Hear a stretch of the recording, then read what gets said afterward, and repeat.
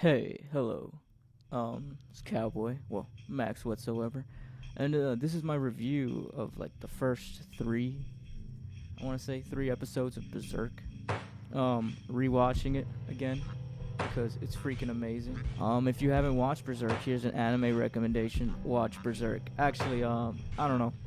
Never mind. Don't watch Berserk quite yet. I know that's very counter, um, not intuitive, but goes against what I just said. Mainly because Berserk is like it's dark, and I know that's like a broad term. Like it's dark.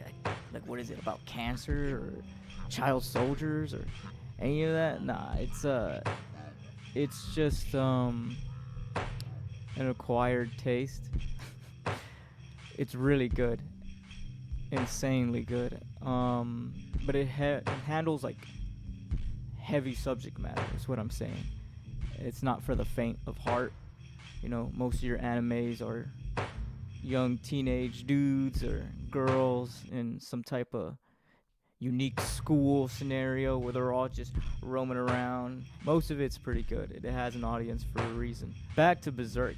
His main character, his name is Guts, and I think it's 1997 when it came out. The 1997 series deals with the first couple of issues, like the prologue of the manga, which in itself is also a beautiful work of art. The panels are super well detailed, the shading, and there's so much work put into it. Yeah, there's a few moments where, you know, there's a big wide shot of characters, their faces aren't drawn in, but there's only so much you can do, and honestly, I don't think it would make that big of a difference. But that being said, the manga is amazing.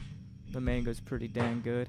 The way his panels, how he transitions from scene to scene, and how he handles fight scenes, and the manga. Do you think the anime is gore? Like if you watch the anime is pretty gory. The manga in itself is it's a little bit more, just a tad more. Um, the anime does change a few things, and some things are lost in translation from Japanese to English. But overall, it's a pretty faithful telling of the prologue, and I think the first few issues, from what I remember, the first few issues of Berserk, the Band of the Hawk and the whole thing. Anyway, the main character is Guts. He's this guy who's just trying to live his life, and his life is surviving on the battlefield. That's all he's ever known. Spoiler alert. Spoiler alert. I should probably put that back over there a little. Spoiler alert. He's an orphan, and he was born from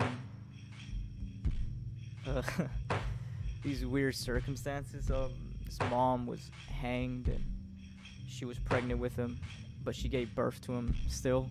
And this guy Gambino, who I think was a general from what I remember, like a leader of a mercenary group, he goes around and well, anyway, his wife or his girlfriend, but I'm pretty sure it's his wife. You know, his boo thing picks up this baby, and she's like, "Let me take care of it. Let me take care of it." Blah blah blah, blah, and he just lets it slide. And later on, she dies, and you know, Guts throughout the whole series, well, as far as I've read and seen, he feels guilty. Like he has a lot of survivor's guilt, which is, again, spoiler alert.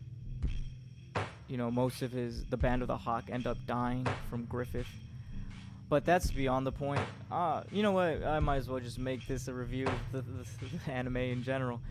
The first 25 episodes are freaking, and there's only 25 episodes. I don't know why I said the first 25 episodes are solid.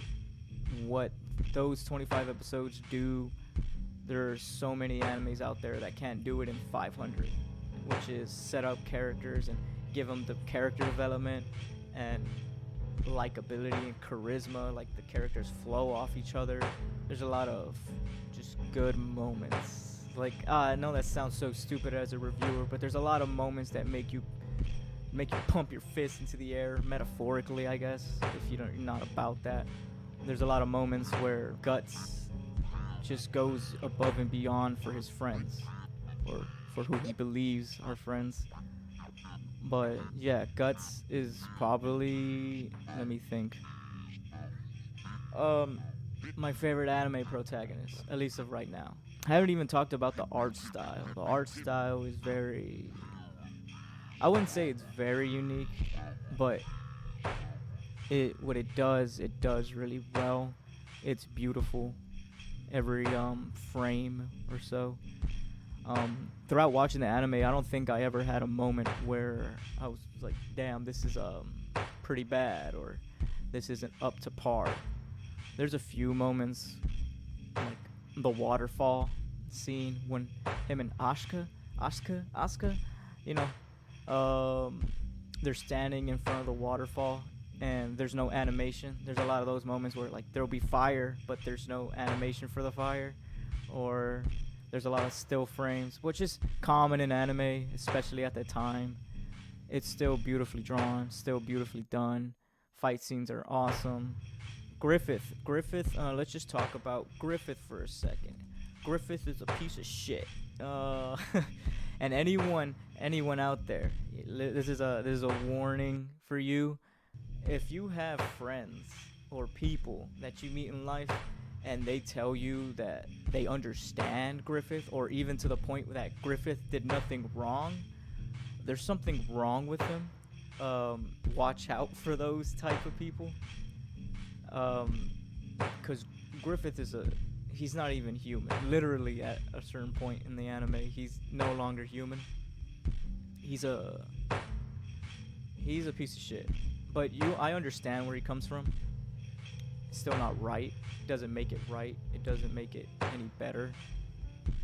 You know, but I understand the whole wanting to reach your dreams and wanting to reach those things. And there's already been so many people that have already died for you. What's a few more?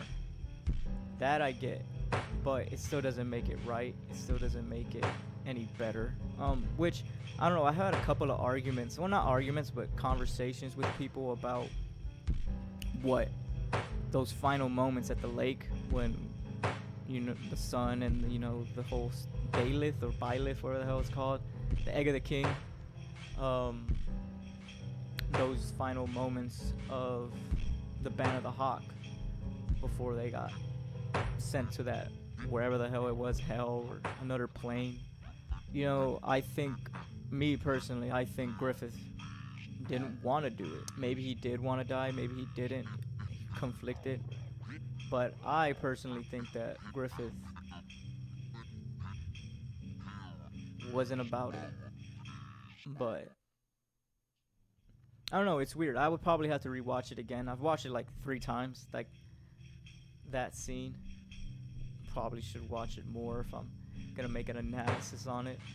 But and I don't want to look up other people's opinions about it, or it's like, oh, this is what it meant. You know, when Guts was coming towards Griffith, and Griffith was like, "Don't touch me. If you even just touch me." My own meaning is that I don't think he wanted to do it.